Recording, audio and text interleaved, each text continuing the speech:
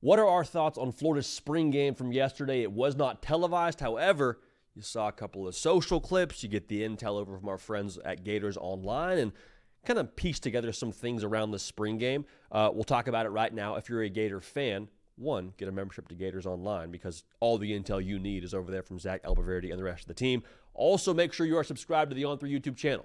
Okay, if you subscribe to this video, we get to see that and we say, Florida fans are dialed in. We want to make sure we supply what they're demanding. So if you want more Florida content, make sure you subscribe. We appreciate y'all in advance for doing that for us. Now, DJ Lagway played 4 plays in this spring game.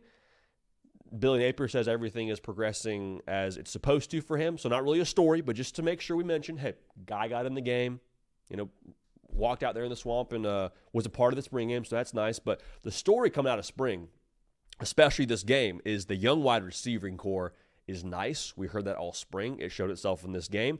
Vernell Brown had a good day. Aiden Mizell had a touchdown. But Dallas Wilson, dude, 10 catches, $195, touched the paint. Like, he's different now. He's different. Right around 6'3", 209. And the most interesting part around his record-setting day, and apparently this was like spring game records, was Dallas Wilson. The most interesting part about his day was it didn't seem to surprise anyone internally at Florida. Billy Napier's like, yeah, we pretty much saw that all spring. The quarterbacks that he was working with, when we found out that the game was getting split up the way that it was, I told him, hey, we're going to get you right around 200 yards, 10 catches. Like, they had seen him do this for a minute now. So for it to not be surprising means it's consistent, means it's real, means it's happening behind closed doors. You saw it in the spring game. Dallas Wilson's going to be an absolute dog for them this year. Go ahead and take that to the bank. You pair that with what else you have on this roster, with a J. Michael Sturdivant. We keep saying this. It's all about maxing out DJ Lagway. Now, DJ Lagway's got to get back healthy and progress and all those things and get on the same page with Dallas Wilson, but just to have that on your roster, to know that you don't need to go to the portal because of what you got that first time around and because of who your freshman receivers are, Florida's in a good spot. Florida's in a very, very good spot. Now, I mentioned no DJ Lagway, so that meant you had Aiden Warner and Harrison Bailey getting some burn for you.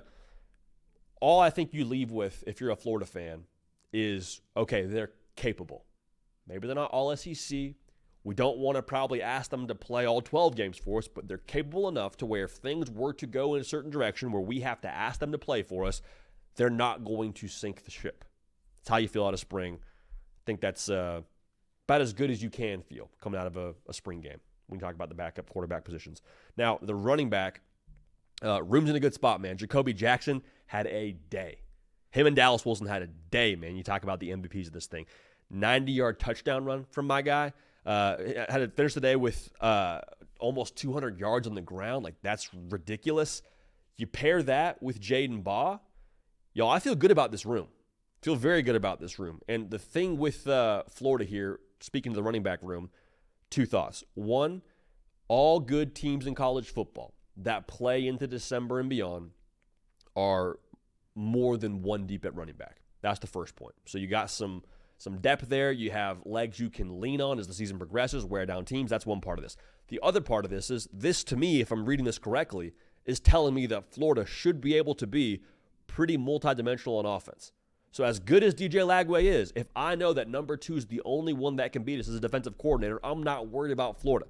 Like you saw this last year for Georgia. As talented as they weren't able to really run the football effectively. So Carson Beck, I think he gets a bad deal from what last year was, but like people are questioning Carson Beck because there was no run game for Georgia last year. If you're a Florida fan, you hate the Georgia comp, but just hear me clearly. The fact that you should be able to play multiple styles of games for DJ Lagway going forward, that excites me, that encourages me, and that makes me feel good about Florida here as we move forward. Not a ton of notes on the defense coming out of spring. Again, it's so vanilla, and Florida wasn't even all that healthy during the spring anyway on the defensive side of the football, so I'm not reading too much into that. Coming out of spring, though, my thought around Florida is they should have everything in place from a roster perspective when DJ Lagway gets back healthy to be able to make a run. Now, what does that look like? Is that 9 wins? Is that 10 wins? I don't know.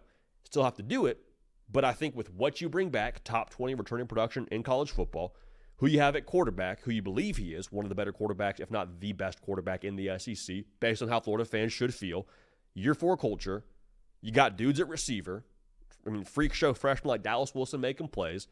Defense brings back a lot. Like there's so much there where when you add it up on paper, you feel like you have what you need. You haven't felt that way in a while in Gainesville. So for Florida now, still has to come together. But in terms of how you can feel coming out of spring practice, this is probably as good as you felt in a very, very long time. So it has to happen on the field, but it's got to happen on paper before it happens on the field for my money. And for Florida, happened on the field in the spring, and they're set up to make it happen in the fall. And you are very encouraged by that if you are a Gator fan. So, Gator Boys, stay hot. Make sure you are subscribed to the channel. Appreciate y'all. Love y'all. We will keep this party rolling, and we will see y'all next time.